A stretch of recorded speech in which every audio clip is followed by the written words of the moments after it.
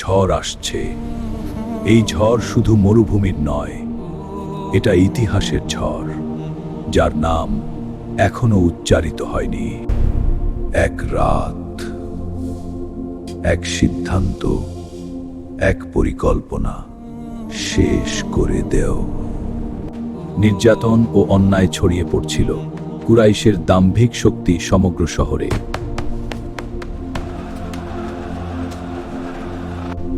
মক্কার রাত নীরব, কিন্তু এই নীরবতার ভেতরে ইতিহাস বদলের সিদ্ধান্ত নেওয়া হচ্ছে।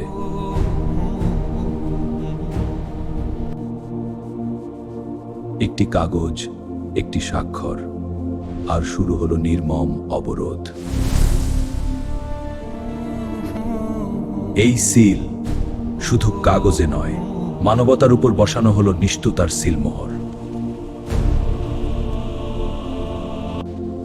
পবিত্র ঘরের ভেতরেই ঝুলিয়ে দেওয়া হলো অন্যায়ের ঘোষণা কানন।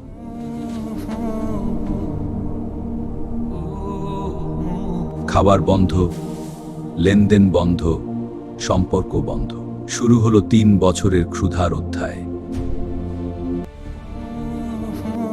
মক্কার গলির প্রতিটি কোণে ধীরে ধীরে ক্ষুধার ছায়া নেমে এসেছে। শিশুর কান্না, মাতার দুঃখ, এটাই বয়কটের কঠিন বাস্তবতা। কেউ আর বিক্রি করে না, কেউ আর কেনে না। এ শহর যে নিস্তব্ধ, শুধু দুঃখের প্রতিধ্বনি।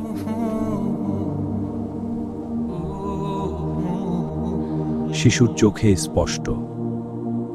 এই অবরোধ শুধুই খেলনা নয়, এটা ছিল মানুষের উপর নিঃশর্ত নিপীড়ন। এই নিঃশব্দ রাতে তাদের ধৈর্য, তাদের ঈমান তাহাদেরকে শক্তি দিচ্ছিল ইতিহাস পরিবর্তনের জন্য। পরবর্তী পর্বে শুরু হবে যেখানে নতুন রাষ্ট্রের সূচনা হবে। মক্কা থেকে হিজরত সম্পন্ন হয়েছে, মদিনায় শুরু হচ্ছে এক নতুন রাষ্ট্রের ভিত্তি। মসজিদ শুধু ইবাদতের স্থান ছিল না, এটাই ছিল প্রশাসনিক কেন্দ্র। এখানেই রচিত হলো মদিনার সনদ, ইতিহাসের প্রথম বহুধর্মীয় নাগরিক চুক্তি। এক মদিনার মুসলিমরা ছিল সংখ্যায় কম, অস্ত্র সীমিত, অভিজ্ঞতা অল্প, কিন্তু ঈমান ছিল অটুট। অন্যদিকে কুরাইশ ছিল শক্তিশালী ও সশস্ত্র। মদিনায় নতুন শক্তির উত্থান কুরাইশের শান্তি কেড়ে নিল। এটা শুধু ধর্মের বিষয় ছিল না, এটা ছিল অর্থ আর সমতার প্রশ্ন। মদিনায় গড়ে উঠছিল এক নতুন সমাজ, যেখানে রক্তের গর্ব নয়, ন্যায় ছিল ভিত্তি। মক্কার বাণিজ্য কাফেলা এখন ভয়ে চলতে শুরু করল। তারা বুঝতে পারল সময়ের পরিবর্তন শুরু হয়েছে। যুদ্ধ এখনো শুরু হয়নি, কিন্তু ভয়ের আগুন জ্বলে উঠেছে। এটা ছিল মানসিক লড়াই। মক্কার শক্তির মূল ছিল বাণিজ্য, আর সেই পথ এখন অনিশ্চিত। তারা বুঝতে পারছিল অর্থনৈতিক চাপ মানেই ক্ষমতার পতন। মদিনা প্রস্তুত হচ্ছিল আতঙ্কে নয়, এক নতুন রাষ্ট্র গড়ে উঠছিল নীরবে। অহংকার আহত হলে তা সবচেয়ে বিপজ্জনক হয়েছে।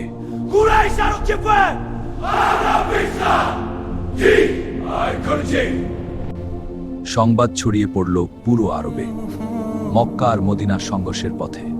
এটা শুধু 2 শহরের বিষয় ছিল না, বা অর্থনীতি ছিল কুরাইশদের হৃৎপিণ্ড, আর সেই হৃৎপিণ্ডে চাপ সৃষ্টি হতে শুরু করল। নীরব অবরোধ, নীরব আতঙ্ক।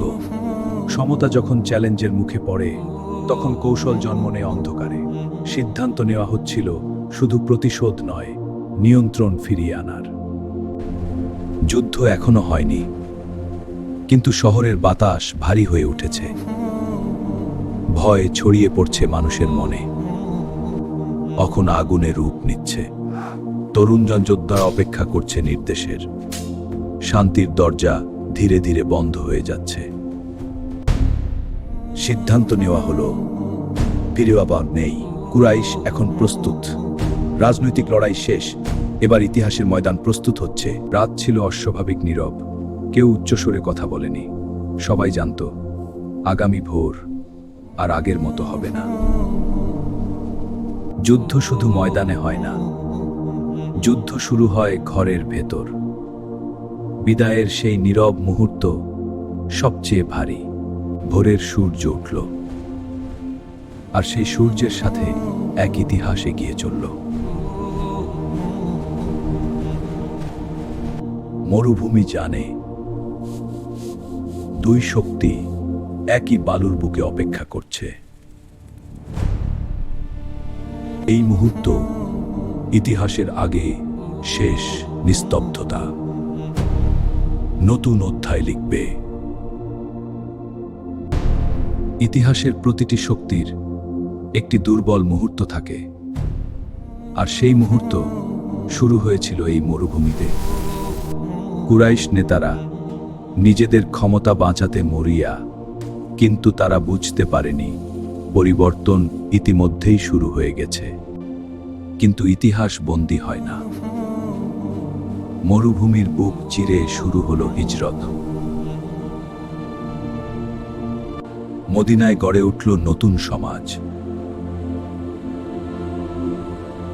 এক রাষ্ট্রের ভিত্তি।